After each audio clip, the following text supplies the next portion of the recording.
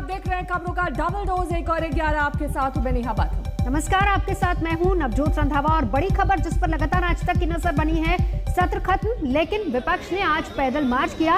लेकिन एक दिन पहले राज्यसभा में मार्शलों की धक्का मुक्की की तुलना मार्शल लॉ से की।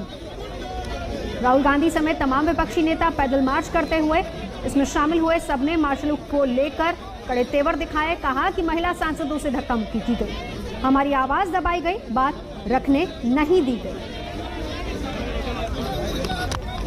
3 मुद्दे जिसको लेकर विपक्ष लामबंद होता हुआ और एकजुटता का ये प्रदर्शन आज किया गया। उन्होंने कहा कि महंगाई का मुद्दा हो, किसानों का या फिर पेगासस जासूसी मामला, तीनों मुद्दों पर सरकार ने हमें अपना पक्ष रखने नहीं दिया। हमारी आवाज को दबाया गया और लोकतंत्र की ये हत्या है।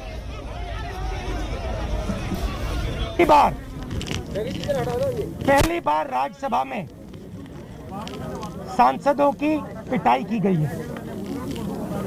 बाहर से लोगों को बुलाकर नीली वर्दी में डालकर सांसदों को धक्का मुक्की मारपीट की गई। और आप ये सवाल पूछ रहे हो कि स्पीकर को दुख हो रहा है, वाइस चेयरमैन को दुख हो रहा है। चेयरमैन की क्या जिम्मेदारी है? चेयरमैन की जिम्मेदारी हाउस को चलाने की है। चेयरमैन ने हाउस को पिछले दिनों में क्यों नहीं चलाया? स्पीकर ने क्यों नहीं चलाया? जो विपक्ष के दिल में बात है वो हम क्यों नहीं रख सकते हैं? इसका क्या जवाब है? तो मैं आपको और हिंदुस्तान को बताता हूं, यहां हाउस में कौन किस प्रकार से विपक्ष को रोक रहा है। हिंदुस्तान के प्रधानमंत्री भाइयों, जो आप घर में बंद हो आज, जो आपके फोन में पेगासस है, आप सुनिए, हिंदुस्तान का प्रधानमंत्री इस देश को बेचने का काम कर रहा है। हिंदुस्तान का प्रधानमंत्री 2-3 उद्योगपतियों को हिंदुस्तान की आत्मा बेच रहा है। इसलिए विपक्ष हाउस के अंदर ना किसानों की बात कर सकता है, ना बेरोजगारों की बात कर सकता है, ना इंश्योरेंस बिल की बात कर सकता है, ना पेगासस की बात कर सकता है। यह सच्चाई है। हिंदुस्तान का प्रधानमंत्री हिंदुस्तान को बेच रहा है। ये पार्लियामेंट सेशन हुआ ही नहीं है। अगर विपक्ष को अपनी बात रखने का मौका नहीं मिला है, हम जनता के हित में, देश के हित में जो बात रखना चाहते थे, हमारा आवाज अब तक पहुंचने नहीं दिया। अगर आप इसे पार्लियामेंट का सेशन कहते हैं तो मैं मानता हूं ये पार्लियामेंट का सेशन नहीं थी।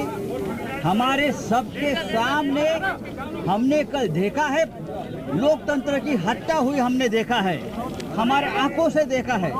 जिस तरह से कल राज्यसभा में मार्शल के ड्रेस पर बाहर से प्राइवेट लोग आकर हमारे महिला सांसद और हमारे सभी सांसदों के ऊपर हमला करने की कोशिश की, मुझे लगा ये मार्शल नहीं थे, मार्शल लॉ लगाया था राज्यसभा में और पार्लियामेंट में। हमने इस प्रकार से जो लोग खड़े थे कल, तो मैंने तो बोला कि मुझे लगता है कि मैं पाकिस्तान बॉर्डर पे खड़ा हूँ और हमें रोका जा रहा है अंदर जाने।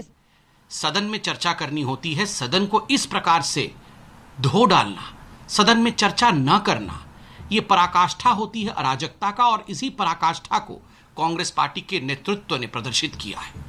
बहुत दुख का विषय है, कोरोना को लेकर पूरे देश में चिंता का माहौल है। क्या तीसरी लहर आएगी, इन सभी विषयों पर देश जानना चाहता है। ये वही लोग हैं, ये वही विपक्षी हैं जो कह रहे थे कि एक स्पेशल सेशन पार्लियामेंट का बुलाना चाहिए। मगर जब पार्लियामेंट सत्र में था, सेशन चल रहा था, एक दिन कोरोना पे चर्चा नहीं होनी थी। क्या देश ऐसे लोगों को माफ करेगा? कदाचित नहीं। देश ऐसे लोगों को माफ नहीं करेगा। ये लोकतंत्र की हत्या करने की कोशिश कर रहे हैं और यही नतीजा है। इन्होंने जो संसद को सड़क बनाया, यही नतीजा है कि आज देश की जनता राहुल गांधी और कांग्रेस पार्टी को सड़क पर छोड़ के आई है। आज उनको सड़क पे ले आई है देश की जनता। आज वो कहीं जीत नहीं पा रहे हैं, आज वो कहीं आगे नहीं बढ़ पा रहे हैं लोकतांत्रिक तरीके से, क्योंकि जनता जानती है वो देश से और देश के लोकतांत्रिक प्रक्रियाओं से अपने परिवार को कहीं ऊपर रखते हैं। धन्यवाद।